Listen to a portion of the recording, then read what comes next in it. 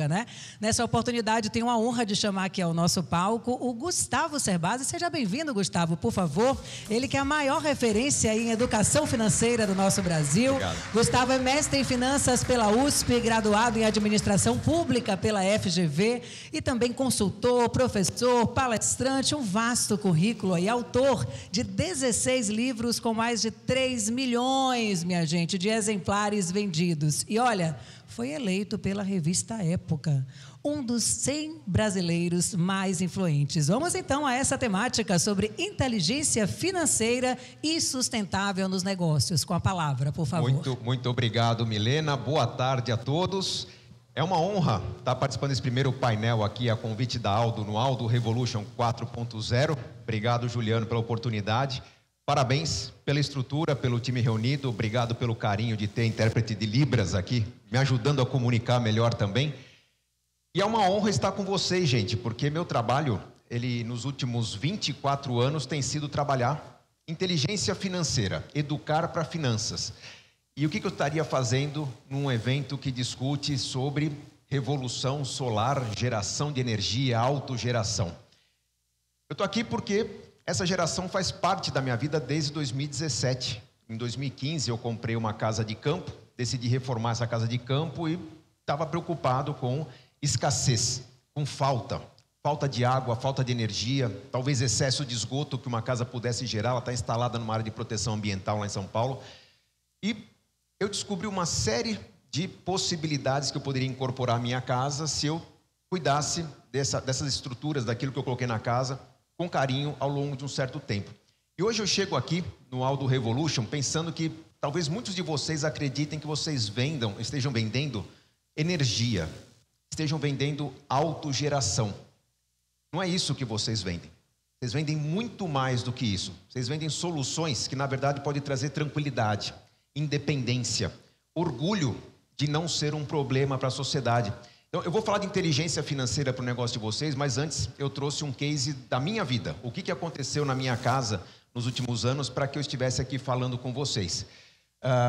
Primeiro ponto, eu acho que é fundamental quando a gente fala de visão de longo prazo, planejamento, entender que nossas escolhas nos guiarão para um futuro. Boas escolhas, futuro melhor. Escolhas ruins, um futuro pior, mais pobre. Só que, o que é boa escolha? Eu posso falar de boas escolhas do ponto de vista matemático, financeiro. Posso falar de boas escolhas do ponto de vista da paz, tranquilidade que eu vou ter. Boas escolhas do ponto de vista do tipo, não vou ter problema com isso. A boa escolha será resultado de sabermos exatamente o que é bom para nós. O que nós queremos. Lá em 2016, quando eu comecei o projeto de reforma da minha casa, eu comecei por um conceito. A casa estava numa área de proteção ambiental.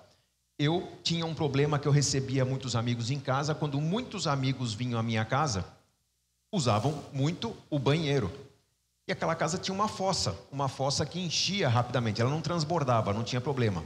Mas se alguém aqui tem fossa na sua casa, sabe que quando a fossa enche rapidamente, o que acontece? O cheiro da fossa sai.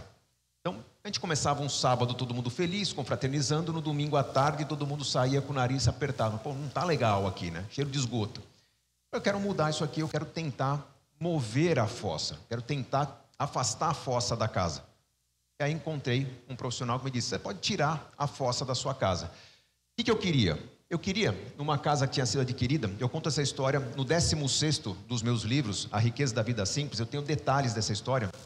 Eu queria fazer com que aquela casa adquirida em 2015, aqui está uma foto dela originalmente, para vocês terem uma ideia.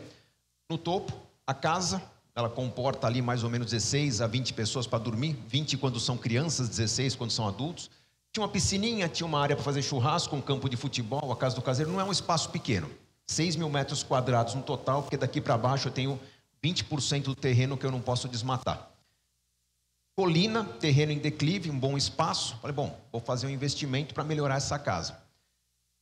1 ano e meio de reforma depois, ela mudou um pouquinho a aparência, né? Continua a casa, coloquei uma usina fotovoltaica em cima do que era uma churrasqueirinha, passou a ser um grande salão de jogos aqui, ampliei a piscina, o resto ficou mais ou menos igual. Mas que soluções que eu coloquei ali? Eu tinha uma fossa localizada nesse ponto da casa, do lado da casa, por isso que cheirava mal. A solução foi, tira a fossa. Aí eu mando esgoto para onde? O técnico falou, você não precisa mandar o esgoto para lugar nenhum, você pode tratar o esgoto. Você pode transformar o esgoto numa água que possa ser usada para irrigar a floresta, não plantas consumíveis.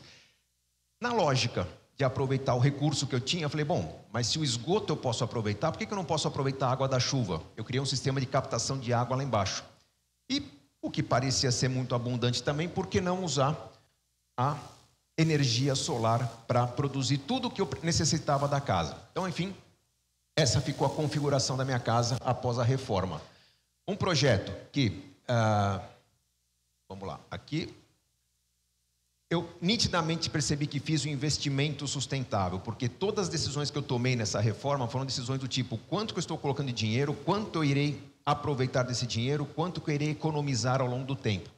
Não ficava muito claro para mim qual que era a economia com água e esgoto, porque água e esgoto no Brasil são bens muito baratos, mas bens muito baratos que podem se tornar escassos, podem ficar mais caros ao longo do tempo. Então, tinha uma ideia de que talvez se eu empatasse o que eu investia e o que eu economizaria em água e esgoto já estava bom. O que ficou muito claro para mim, que o investimento feito na geração fotovoltaica era evidentemente muito mais vantajoso que qualquer outro investimento em economia que eu pudesse fazer na minha casa. Vamos pegar lá uma fiação um pouco mais grossa, que vai dar menos manutenção, que não vai ter risco de ter reforma mais para frente. Pô, é o que a gente chama de investimento em economia. Vamos investir num triturador de lixo, aquilo que a gente vê em filme americano, triturador de lixo para que a sobra de comida vire esgoto também se transforme em gás. É um investimento que traz algum retorno bem ao longo do tempo. Quando a gente fala do investimento na fotovoltaica, é um investimento que a gente sabe que se paga em 4 anos e meio ou 5, com a nova legislação vai aumentar um pouco o prazo, talvez 6 anos, mas que depois, durante todos os outros 20 e 25 anos de existência do equipamento, eu terei uma economia muito interessante.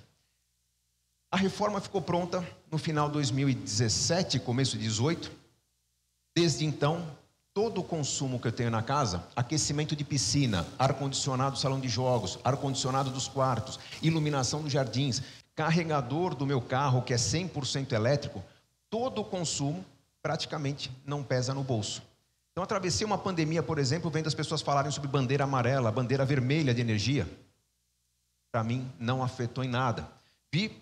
Durante a pandemia se discutiu o aumento do combustível, imagina que escândalo, petróleo, problema, crise mundial. Não fez a menor diferença para mim. 22 mil quilômetros rodados com meu carro, gasto zero. Até porque o que eu não carregava em casa, carregava na estrada, hoje ainda não se cobra. No futuro deve ser cobrado, mas um custo bem inferior à gasolina. Então o que ficou muito claro nesse projeto é que estava trabalhando num investimento feito na minha casa, um investimento que me custou talvez 30% a mais em termos de reforma, um investimento que me permitiu ter uma casa que não polui. Lembrando, estou numa área de proteção ambiental, eu não gero uma gota de esgoto para o meio ambiente. Ao gerar a minha energia, eu não estou causando um problema para ninguém, eu posso desperdiçar a energia. Eu não fico com peso na consciência se... Essa é uma casa que eu uso no fim de semana, tá? Eu tenho um apartamento na cidade. Então, se eu sei que eu vou no fim de semana para casa e está muito frio, eu não fico com peso na consciência de ligar o meu aquecedor de piscina na quarta-feira para manter a piscina bem quente no fim de semana. Porque eu não estou desperdiçando energia. Já aconteceu até de o vizinho perguntar, o Gustavo não veio esse fim de semana? Posso usar um pouco da energia de vocês para irrigar o meu jardim? Estou com um problema aqui, está faltando energia, enfim... Estou compartilhando já. Então, sem poluir, um investimento que me permite desfrutar da casa sem consumir. Posso desperdiçar a água? Sim, na minha casa, durante 90% do ano, eu estou usando água que vem do céu. Não tem problema eu irrigar o meu gramado o tempo todo. Não tenho mais problema de escassez. Passamos em São Paulo por crises hídricas, que também afetaram a geração de energia. Eu não tenho falta de energia, não tenho falta de água hoje. E, enfim... com um retorno que eu posso mensurar nitidamente ao longo do tempo. Então esse é um projeto bastante conhecido, uma casa sustentável. Quem quiser conhecer um pouco mais sobre essa casa, no meu canal no YouTube, canal Gustavo Cerbasi, tem a playlist Casa Inteligente. E fica muito claro ali o quê? Que estou falando sim de um projeto sustentável, mas é um sustentável diferente do que se falava há um tempo atrás. Quando a gente fala de sustentável, eu estou falando de um reuso de água aqui, que me permite menor consumo, porque em São Paulo, durante 9 meses do ano, a água vem do céu. Eu estoco aquela água. Durante 3 meses do ano não tem chuva. mas eu uso os quase 70 mil litros de água que eu consigo armazenar no meu sistema, entre caixa d'água e filtros. E nos poucos meses que tem estiagem mesmo, eu uso a água do Poço Caipira. Eu tiro da terra. Só que sem risco de escassez, porque durante 9 meses do ano, meu sistema transborda, ele sobra, e eu jogo água tratada no lençol freático. Perto de casa nós temos uma nascente. Aquela nascente, há um tempo atrás, tinha um fio d'água que saía da terra. Hoje sai uma pequena cachoeirinha, porque a gente está infiltrando água limpa no lençol freático durante 9 meses do ano. Então não tenho a menor preocupação de estar usando a água durante 3 meses de estiagem, porque eu sei que na maior parte do tempo eu estou contribuindo para o meio ambiente. Além do reuso de água, falei do tratamento de esgoto. Toda a água que sai de uma privada, toda a água que sai de um triturador de lixo vai para um biodigestor e gera gás. Aquele gás é usado na casa do caseiro, que eu não posso estocar. O metano, se eu for estocar, ele tem risco de explosão, né? Então, eu não estoco, eu uso no dia a dia para manter o biodigestor sempre leve, sempre vazio. Tenho a energia solar, a clássica energia solar, aquecendo a água do banho, aquecendo a água da piscina. E durante o ano todo, quando eu não tenho tanta energia solar, eu tenho a fotovoltaica, a energia da luz, abastecendo a minha casa e o meu carro o ano todo. Mais recentemente, com os microinversores, a gente ganhou muito em eficiência. Eu acabei incorporando alguns equipamentos que eu não tinha na casa. Já que está sobrando energia, vamos colocar ar-condicionado. Já que está sobrando energia, vamos comprar um carro elétrico. E a substituição fica muito vantajosa. Todos esses itens eu costumo falar com bastante frequência nas minhas redes sociais. Agora, o mais interessante, quando a gente fala de sustentabilidade, normalmente está falando de algo que remete a uma vida muito mais simples, remete talvez a uma relação com o meio ambiente que exija um período, né, de plantar uma árvore, talvez abraçar uma árvore. Não, a minha sustentabilidade ela é diferente do que costuma se falar por aí. O mais simples, não precisa ser necessariamente mais pobre, não precisa ser mais ligado à terra ou ao campo. Eu posso ter uma casa mais tecnológica, com mais computadores e ar-condicionado, e aquecimento de piscina, mais conforto, mais abundância, um carro elétrico na garagem, porque eu tenho uma estrutura que me faz depender menos do serviço público. Um outro paradigma que eu trago de novidade na minha casa é que o sustentável não precisa ser mais caro, o ecológico não precisa ser mais caro. O desembolso inicial, sim, tem um custo, mas ao longo do tempo esse custo não só se paga como traz lucro. Antigamente a gente falava de, olha, ter um consumo sustentável, um consumo que faça bem para o planeta, as pessoas pagavam a mais por isso. Não, hoje quando a gente pensa em planejamento de longo prazo, eu percebo que ser sustentável vai custar bem menos ao longo do tempo. Outro ponto, se eu tenho condições de instalar minha moradia em lugares remotos, em lugares que eu não tenho total provimento de esgoto, de água, de energia, eu passo a ter maior liberdade geográfica. Me permite desempenhar meu trabalho com maior tranquilidade em regiões que não são necessariamente regiões urbanas, para onde as pessoas vão para ter teoricamente mais conforto. Eu consigo hoje ter mais conforto e tranquilidade também numa região fora da cidade. E a ideia de ter uma vida mais rica, não necessariamente essa vida mais rica é poder pagar mais pelas coisas. Eu posso, num momento eficiente da minha vida, um momento de trabalho, fase produtiva, né, enquanto eu estou empregado, pensando numa aposentadoria que vem lá na frente, criar estruturas na minha casa que vão permitir lá na frente eu gastar menos do que outras pessoas gastarão com energia, com consumo, com transporte. Então, uma vida mais rica passa a ser uma vida em que eu vou precisar de menos no futuro, eu vou depender menos de serviços públicos ou da estabilidade do preço de serviços públicos no futuro. Ninguém me garante que não teremos outras crises que farão com que a energia fique muito mais cara, a não ser que nós possamos desenvolver maior liberdade e individualidade da autogeração para nos blindar contra eventuais crises, eventuais problemas de geração e transmissão. Então, na prática, estamos falando de uma nova forma de viver, uma forma mais eficiente que, para mim, hoje, o grande barato de estar nessa casa é saber que eu posso consumir à vontade energia, água, produzir esgoto sem preocupação alguma, que isso não vai me pesar no bolso, isso não vai me gerar um problema no futuro. Com isso em mente, nos últimos anos tem sido crescente o meu papel de divulgar para as pessoas a oportunidade de tentar fazer algo parecido com isso. Na próxima semana eu vou estar num evento em Foz do Iguaçu chamado Zero Summit, né? É uma cúpula onde se discute um futuro de carbono zero. Todas as iniciativas sustentáveis, incluindo a autogeração, a geração fotovoltaica, a mobilidade elétrica, são debatidas nesse tipo de evento, tentando estimular talvez políticas públicas, talvez estratégias privadas para que a gente mais rapidamente chegue a um futuro mais eficiente. O papel da energia fotovoltaica é central nessa preocupação de um futuro mais limpo, um futuro mais inteligente, mais eficiente. O ponto é que Juliano chamou bem a atenção. Nós estamos num momento muito oportuno, muito interessante para as pessoas investirem em geração fotovoltaica, porque a partir do ano que vem muda-se o incentivo, né? passa a ter um custo tributário maior para quem for fazer essa instalação no próximo ano. Mesmo que a gente tenha uma tributação muito maior do que nós já temos previsto para o ano que vem, ainda continua sendo um modelo muito mais vantajoso. Mas a questão é que todo o ambiente, todo o ecossistema relacionado à energia fotovoltaica precisa aproveitar esse momento de maneira eficiente, para que a gente não transforme esse momento de oportunidade e crescimento do mercado num momento de dificuldade financeira dos negócios.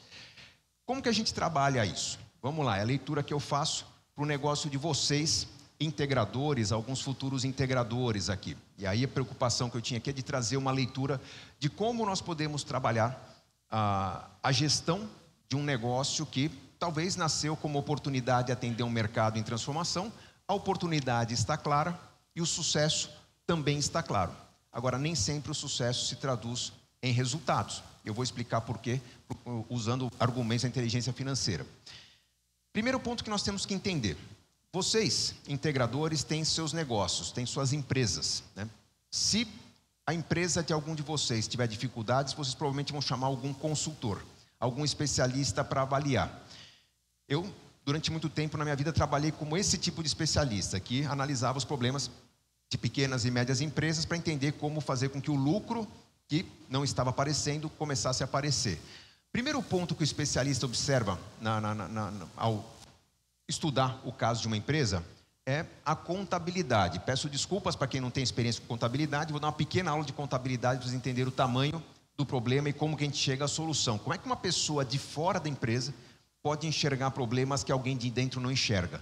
Porque eu vou olhar o macro, eu vou olhar a contabilidade, vou procurar o balanço patrimonial da empresa, que é um documento que tem a descrição de todos os ativos ou patrimônio da empresa. Eu vou tirar as minhas considerações sobre como é a sua estratégia. Por que estratégia? Porque algum dinheiro foi colocado à disposição dessa empresa. Uma parte do seu bolso, uma parte talvez do seu fornecedor. Quando você tem estoque e ainda não pagou por aquele estoque, você tem uma riqueza que está girando lá na empresa, que um dia vai se transformar em dinheiro, mas que nesse momento está podendo se transformar em venda e significa um patrimônio que você tem, mesmo que não tenha entrado dinheiro ainda. Então o que eu vejo ali? Algumas empresas têm estratégias de maior liquidez. Tem mais caixa, tem estoque pronto para vender, tem uma flexibilidade ali que se precisar fazer uma liquidação, o dinheiro entra rapidamente. Algumas empresas têm menos liquidez, mas têm mais facilidade comercial. Eu não tenho caixa, mas tenho muitas contas a receber, porque eu vendo a prazo.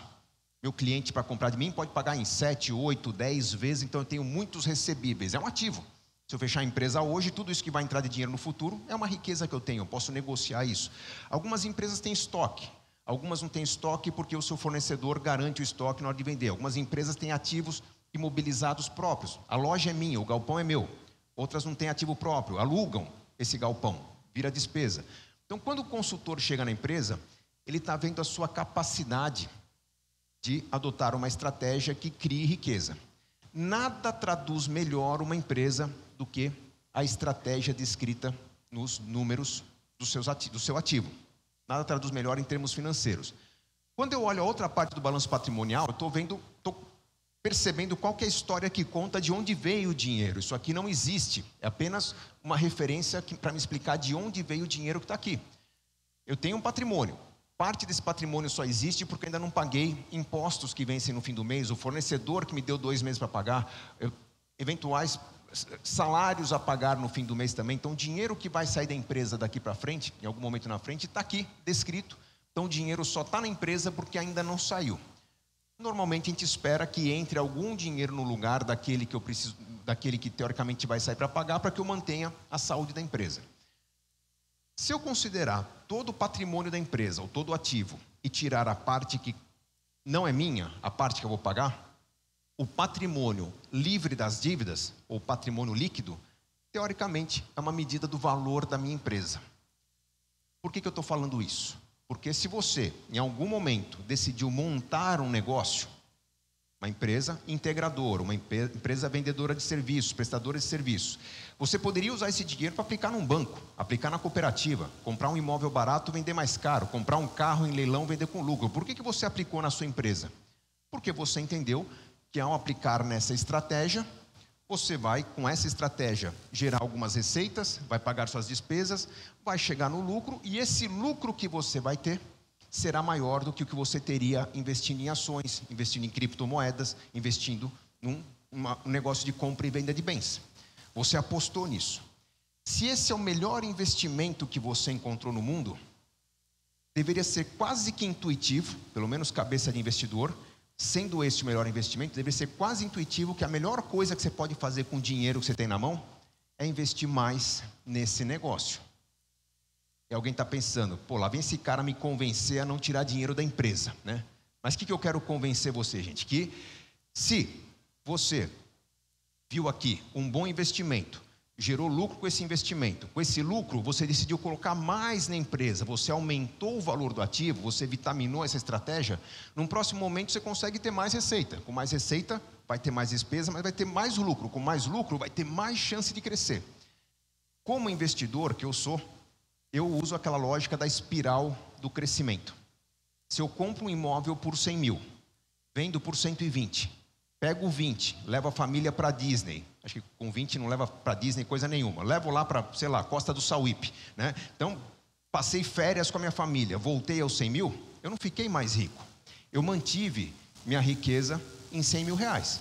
Se eu comprar um outro imóvel, vender por 120, pegar 20 e comprar um carro, eu continuo com 100 mil. Se eu conseguir, com 100 mil, comprar algo que eu vendo por 120, agora com 120 comprar algo que eu vendo por 140, depois 140 comprar algo que eu vendo por 180, um dia eu vou comprar por 1 milhão, o que eu vendo por 1 milhão e 100. Então a prosperidade vem de eu saber começar num ponto, completar um ciclo, cheguei num ponto maior, em vez de voltar para o ponto inicial, eu me mantenho nesse ponto maior para chegar num ponto maior ainda. Isso se chama espiral da prosperidade. Mas eu preciso do dinheiro, eu não posso manter o dinheiro na empresa. Então, como dosar isso? Eu vou responder até o final da minha fala, tá? Tem uma técnica para isso. Mas a questão é que se eu quero crescer, se eu quero que o meu negócio cresça, se eu quero dar força ao meu negócio, melhorias contínuas vão depender do crescimento do lucro. Se o passador de slides, aqui ó. Se eu tiver melhorias contínuas, mais investimento no meu ativo, eu vou ter mais receita, com mais receita eu vou ter mais lucro, vou ter mais chance de crescer, e daqui a pouco eu começo a desestimular potenciais concorrentes que queiram sufocar o meu negócio. Esse é um ponto importante. Vocês estão no mercado pujante, um mercado próspero, vocês daqui a pouco começam a demonstrar sinais dessa prosperidade. Uau, acertei, estava vendendo autogeração em 2020. Você começa a vir com um carro melhor, seu filho está numa escola privada, sua casa começa a dar sinais de ostentação. Alguém que está meio ali, vamos dizer, disponível no mercado, fala, puxa, se eu montar um negócio igual do meu vizinho que está próspero, eu vou ter tudo isso também. E ele vai montar um espaço comercial de integração ali, vizinho ao seu. Vai falar, puxa, mas logo em frente ao meu? Pois é, porque talvez ele vá ser um pouco mais perspicaz, e ele vai começar a vender, em vez de tirar esse dinheiro da empresa, ele vai reinvestir. E daqui a pouco ele está crescendo mais do que você. E daqui a pouco ele tem uma internet melhor, uma rede social melhor, ele tem um colaborador mais bem preparado, um relacionamento com o cliente mais eficiente, ele está conseguindo dar prazos maiores. Não só daqui a pouco ele tem mais cliente, quando ele começa a roubar o seu. E aí ele vai crescer e vai te sufocar porque você não conseguiu crescer à frente dele. Então uma estratégia de crescimento que a gente usa é investir para ganhar dianteira de um eventual concorrente. Fecha parênteses na aula de contabilidade. Essa aula é importante para vocês entenderem por que muitas empresas que eventualmente estavam até bem financeiramente, quando começam a vender mais, quando começam a ter mais faturamento, começam a ter mais falta de dinheiro. Tem muita empresa que até tem mais lucro, aparece o lucro na contabilidade, mas na hora de prestar contas, cadê o meu dinheiro? Não tem. Por que empresas em crescimento sofrem tanto? E acho que o setor ligado à construção civil, ligado aos serviços que vocês prestam, está muito influenciado por esse tipo de situação que eu vou colocar aqui. A gente não percebe que no momento que a gente vai iniciar uma atividade, expandir a atividade, abrir uma nova frente, uma nova praça, uma nova linha de produtos, nasce ali o que a gente chama de um novo ciclo de caixa, uma nova linha de utilização de recursos na empresa. O que acontece? Na data zero, você está começando uma atividade, uau, né? Vou começar a vender baterias para o meu sistema fotovoltaico aqui. Então, você abriu uma nova frente de trabalho. No momento que você está comprando matéria-prima, está negociando o que você vai vender, existe uma negociação também envolvendo o prazo, né? Seu fornecedor, a Aldo, vai te dar um prazo para pagar. É normal, né? Então, bom, parcelado, vai ter X dias, X semanas, enfim. Chutei números aleatórios aqui, tá? Não tem informações das negociações que cada um tem aqui com o fornecedor, seja Aldo, seja outro, mas vamos imaginar que você tenha quase 3 meses para pagar aquilo que você compra. 80 dias. 80 dias parece ser um prazo tranquilo, dilatado, né? Mas vamos lembrar que nesse prazo existe alguma ineficiência relacionada ao prazo que você leva para vender. Às vezes é um prazo para o pedido se formalizar, às vezes um prazo para entrega e formalidade, às vezes um prazo de instalação, né? Quando você consegue configurar a venda oficialmente, emite a nota, vai receber, vamos supor que leve 60 dias para você oficializar a sua venda. Puxa, que bom, antes do prazo de pagamento. Mas vender não resolve o problema. O que resolve o problema é receber. E vamos imaginar que o mercado em geral pratique um pagamento parcelado. Vamos imaginar que tudo aquilo que você vende, você recebe, digamos, em 4 vezes, né? Em 30, 60, 90 dias, na média você tem aqui 60 dias para receber. Se você vende na data 60 e na média o dinheiro entra na data 120, nós temos aqui o que teoricamente é um problema. Teoricamente. Por quê? Você na data 80 tem que desembolsar, tem que pagar o seu fornecedor, o seu trabalhador, o imposto, a conta de energia, o aluguel da sua loja. Mas é na data 120, em média, que o dinheiro entra. Por que eu falei que teoricamente é um problema? Porque se você, ao começar um negócio, você, ao montar os ativos da sua empresa, você alocou um dinheiro para o veículo de serviço, um dinheiro para o espaço de atendimento, um dinheiro para redes sociais, um dinheiro para o dia a dia e também um dinheiro para cobrir a necessidade de financiamento de capital de giro, o que eu gastar nesse começo, tudo bem. Porque daqui a pouco você vende, você faz uma encomenda, você vende um pouco mais, você vai pagar um pouco mais, mas daqui a pouco está recebendo. Então esse dinheiro que começa a entrar, ele começa a cobrir as necessidades. Basta você ter o dinheiro que vai sair nesse momento da empresa. Teoricamente tudo funciona se você dimensiona o capital de giro e traz esse dinheiro. Quando que começa a dar problema? Começa a dar problema quando você começa a ter sucesso. Se você começar a ter sucesso, isso aqui bagunça. Por quê? Vamos lá, começou um projeto novo, pôs o vendedor na rua, o vendedor está lá dizendo que aquela encomenda que você fez, fornecedor, realmente será vendida, você vai ter que pagar, mas tudo bem, o dinheiro vai entrar. Agora o vendedor disse, mas nós vendemos tudo, tem que encomendar mais porque o produto foi um sucesso. Na semana seguinte você faz uma encomenda maior, porque você sabe que vai vender mais. Você vai pagar mais, mas tudo bem, lá na frente vai entrar mais dinheiro. Teoricamente não é um problema. Agora, na semana seguinte você vende mais. Aliás, você encomenda mais porque vai vender mais. Vai pagar mais. Lá na frente vai entrar mais dinheiro. Se isso continuar assim, vai chegar um momento em que está aumentando o fluxo de pagamentos, porque você está vendendo cada vez mais. Quando entra o dinheiro na data, aliás, quando sai o dinheiro na data 120 e você tem o dinheiro entrando para cobrir esse pagamento, você pode não perceber que o dinheiro que está entrando, por ser referente a uma venda muito menor, é um dinheiro inferior ao que você tem que pagar. Puxa, meu fluxo de caixa ficou negativo, porque eu estou pagando de uma venda mais recente de volume maior e estou recebendo de uma venda mais antiga de volume menor. No dia seguinte ou na semana seguinte, entra mais dinheiro, só que sai mais dinheiro ainda. E na semana seguinte, a mesma coisa. Então, quanto mais você vende, mais aumenta o buraco embaixo do pé. Fala, ué, de onde virá o dinheiro? Vou pegar emprestado? Vou antecipar meus recebíveis na maquininha de cartão? Vou começar a vender minha carteira de crédito? Mas na semana seguinte o problema vai ser pior. Então, o que está acontecendo aqui? Vamos explicar num único gráfico mais simples de entender. Quando a gente monta um negócio, só para vocês terem uma ideia, esse tipo de fluxo de caixa, que a gente considera fluxo de caixa desfavorável, né, ou que você paga antes de receber, acomete 4 em cada 5 empresas. 80% das empresas no mercado tem que pagar antes de receber. No setor da construção, instalação, é quase 100%. Tá? Então a gente tem que tomar cuidado, porque às vezes se faltar capital de giro, eu vou ter problemas. Então qual que é o gráfico que explica o que está acontecendo? Primeiro, o gráfico dos sonhos, que todo empreendedor quer ter na sua empresa, é aquele que mostra as vendas sempre crescendo. Desculpa. Sempre crescendo. Passa o tempo, eu estou vendendo mais. Seria teoricamente o sonho.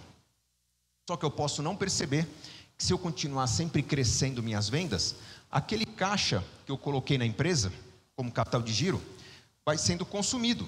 Eu estou pagando minhas despesas antes de receber. Vai chegar uma hora que o caixa acaba. Se eu continuar crescendo, eu entro no negativo. Se eu entro no negativo, eu começo a pagar juros. É a despesa de antecipação de recebível, né? Aquela liquidação do cartão de crédito, do recebível, cartão de crédito antes da hora. É quando você começa a pedir empréstimos, usar crédito pessoal. Então ali você está pagando um juro que não fazia parte do planejamento da empresa. Se havia uma queda de caixa linear, agora ela passa a ser exponencial. Ela acelera no negativo, que entra no juro sobre juro, efeito bola de neve. Como evitar esse tipo de problema na minha empresa? Eu tenho que perceber que em algum momento eu vou ter que segurar minha curva de crescimento. Não que eu vou parar de vender, eu vou parar de crescer. Eu vou tentar estabelecer um patamar. Quando eu estabeleço um patamar, o dinheiro que entra sempre é maior que o dinheiro que sai. Eu espero que vocês vendam o que vocês vendem com preço maior que vocês pagam. Então, tem margem de lucro, né? Tem o markup. Então, se está tendo fluxo de caixa positivo, se eu não tirar dinheiro da empresa, eu consigo acumular um certo caixa. Quando tiver caixa suficiente, eu posso começar um novo ciclo de crescimento que vai consumir o meu caixa. Chegou perto de zero, eu tenho que estabelecer um novo patamar. Não expandir demais. Mas eu posso talvez perder oportunidades que o mercado me oferece. Como não desperdiçar oportunidades? E aí vem a notícia que talvez ninguém gostaria de ouvir nesse momento. Talvez eu tenha que desistir de alguns clientes. Antes que vocês me chutem daqui, né? Calma, pera. Vamos desistir de clientes? Não estamos falando de vender mais? Não estamos falando de oportunidade?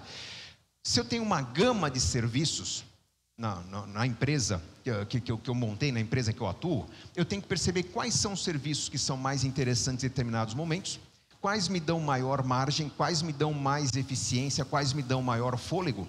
E se for o caso de deixar de vender algum serviço, eu vou abrir mão daqueles que me dão menor margem, aqueles que me dão menor lucro. Provavelmente serão aqueles que estão menos procurados no mercado.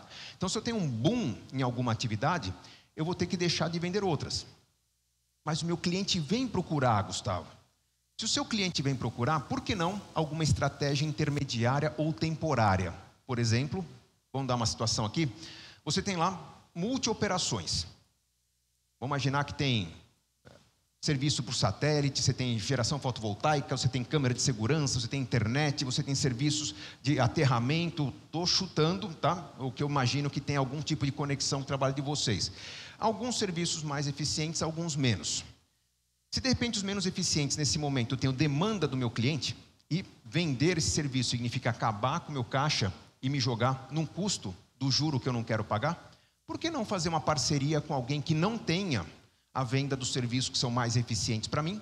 Por exemplo, estou bombando no fotovoltaico, não tem alguém que é especializado em segurança, alguém que é especializado em cabeamento de internet, alguém especializado em para-raios? Fazer uma parceria. O que era custo, eu falo, vou indicar um cliente para você, você me paga uma comissão. Deixou de ser custo, passou a ser lucro. No momento em que todos disputam o mesmo mercado, dois combatentes frágeis podem ambos tombar. Se parcerias são feitas, eu ganho eficiência. Então, normalmente, a gente não percebe que alguns segmentos do mercado, vamos imaginar um supermercado, tem lá frutas, legumes e verduras. Todos os dias entra, sai, entra, sai, entra, sai. A margem é pequenininha, mas talvez no giro se ganhe muito. Esse mercado tem também a seção de vinhos. O vinho tem uma margem enorme, mas num dia vende uma garrafa, no outro vende duas, e talvez, apesar da margem enorme, pode ser que na lucratividade total o vinho não seja tão interessante. Por que não fazer uma parceria com uma adega, em que você minimiza o estoque, deixa alguns em exposição, trabalha por encomenda, entrega na casa do cliente? Algo nessa linha, em que em vez de ser custo, passa a ser uma comissão para você. Então, muitas vezes, aquilo que está nos fazendo perder dinheiro, pode ser, na verdade, uma sugestão de caminho para ganhar mais dinheiro, desde que eu encontre o especialista, desde que eu faça parceria com quem faz melhor do que eu. Então, é um ponto importante para conter muitas perdas que alguns negócios têm. Agora, um ponto importante para chamar a atenção de vocês que estão no mercado pujante em crescimento. Como equilibrar essa questão do tirar ou não tirar dinheiro do negócio? Porque com certeza muitos de vocês estão há muitos anos na atividade, há muitos anos esperando um bom ano de algum produto que vocês vendem, muitas vezes esperando esse boom que pode trazer uma condição para a sua família, que até agora pode ter sido sacrifício. Existe um jogo entre investir na empresa e a empresa crescer e dar conforto, soluções, conveniência para a sua família que está esperando algo desse sacrifício que você faz. Existe uma estratégia para isso funcionar na vida da família empresária. Eu divido a estratégia em 4 etapas. Primeira delas, a gente não olha para os planos financeiros antes de olhar para os planos estratégicos. O que você precisa fazer na sua empresa, que investimentos você precisa fazer na sua empresa para que essa empresa ganhe força, ganhe dianteira em relação aos concorrentes. Eu preciso investir numa rede social, eu preciso investir na melhoria da minha marca, eu preciso treinar melhor o meu colaborador, eu preciso trazer algum tipo de compensação, um presente para o cliente, porque o concorrente está fazendo isso também. Então, alguns investimentos têm que ser feitos, né? Outros exemplos, eu posso reformar meu escritório, o meu espaço, posso participar de um congresso, eventualmente, que tenha custo. Então, quais investimentos você quer fazer nos próximos meses para o seu negócio continuar sendo melhor do que um concorrente pode vir a ser? Quanto custa esses investimentos? Quanto você teria que poupar ou reservar na empresa para que você consiga colocar em prática esse plano estratégico? Fez isso? Agora nós olhamos para o plano financeiro da empresa. Quanto fatura, quanto tem de custo de despesa, quanto tem de lucro, que muito empreendedor menos experiente acha que é a parte que cabe a ele. Não, o lucro não é a parte do empreendedor, o lucro é um elemento de decisão onde você vai definir quanto vai para você e quanto você vai poupar para realizar os projetos que você tem na empresa. Você definiu aqui uma linha de estratégia, do lucro você vai tirar o dinheiro que você precisa. Se você for pegar emprestado no banco ou cooperativa, já vai custar mais caro. Se tiver dinheiro disponível, melhor. Do que sobrar, se sobrar, é a parte que cabe ao sócio. Agora a gente olha o lado da família. Mesmo raciocínio. Eu primeiro quero discutir os planos, os sonhos da família. O que nós queremos? Comprar uma casa melhor, trocar de carro a cada 3 anos, talvez uma faculdade para o meu filho, talvez uma celebração, 25 anos de casamento. Quais são os sonhos que nós queremos conquistar? Quanto custam esses sonhos? Quanto a família teria que poupar frequentemente, regularmente, para poder realizar esses sonhos? Definiu? É só agora que a gente olha para as finanças da família. Quanto a gente pode retirar da empresa, se a gente retira alguma coisa, mas eventualmente o salário da pessoa com quem eu vivo, na renda da família, a gente tira aquilo que foi previsto poupar e o que sobrar me permite manter o estilo de vida. Aqui tem uma discussão importante. Muita gente acha que se há um certo ganho da família, eu vou montar um estilo de vida de acordo com esse ganho. Não, porque você pode sufocar os sonhos da família se a casa, carro, plano de saúde, escola dos filhos vier antes daquilo que permite construir sonhos na vida. Então, qual que é o convite que a gente faz para empreendedores que estão numa situação de desenvolvimento, um negócio em crescimento? Tenham uma vida mais simples, simplifiquem o custo de vida.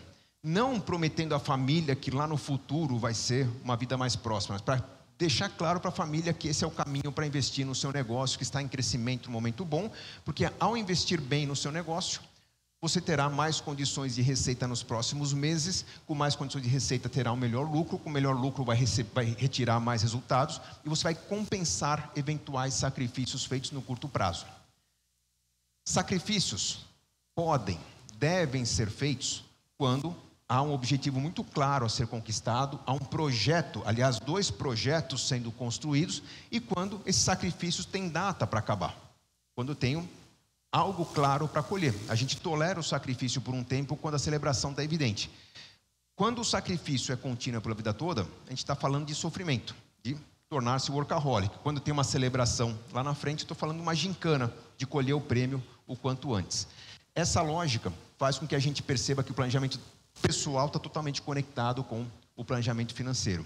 E com isso, a gente vai conseguir ter uma maneira de lidar com o dinheiro bem mais leve do que muita gente tem hoje. Quantos de vocês, por exemplo, não perdem muito tempo tentando resolver falta de recurso, negociação de crédito, antecipação de recebíveis, problemas que surgiram, dificuldades que vêm para a família? Tudo isso é ansiedade, tudo isso é tempo tomado. Tudo isso significa menos tempo prospectando, menos tempo orçando, menos tempo entendendo os problemas do cliente para não repetir esses erros. O que realmente importa fica em segundo plano quando a vida financeira está bagunçada. Na prática, o que se recomenda para um negócio em crescimento é que a gente consiga dar essa prioridade para o financeiro no primeiro momento, para que o financeiro não se torne um problema justamente no momento que eu mais preciso vender, entregar, ouvir o meu cliente e entender as necessidades dele. O que realmente importa depende de eu ter uma vida muito mais equilibrada, de ter um modelo de gestão de negócio muito mais equilibrado. Para ajudar vocês, eu sei que o tempo todo estão pipocando na tela aqui alguns QR Codes. Eu estou trazendo aqui um modelo que mais recentemente passou a fazer parte do meu trabalho. Quem apontar a câmera aqui vai ter acesso a uma das ferramentas que eu indico gratuitamente, tá? Não estou vendendo nada aqui, na nova empresa da qual eu sou sócio agora, Super Rico, onde vocês podem ter um modelo de organização das finanças pessoais. Esse modelo tende a evoluir ainda ao longo do tempo, mas ter uma boa leitura do planejamento financeiro pessoal faz uma diferença muito grande. Por quê? Quando você conhece bem os números, você tem uma relação mais tranquila em relação a eles. Tendo um bom orçamento, por exemplo, você deixa de cometer alguns desequilíbrios, deixa de cometer alguns tipos de pecados financeiros que num segundo momento vão tomar muito mais tempo.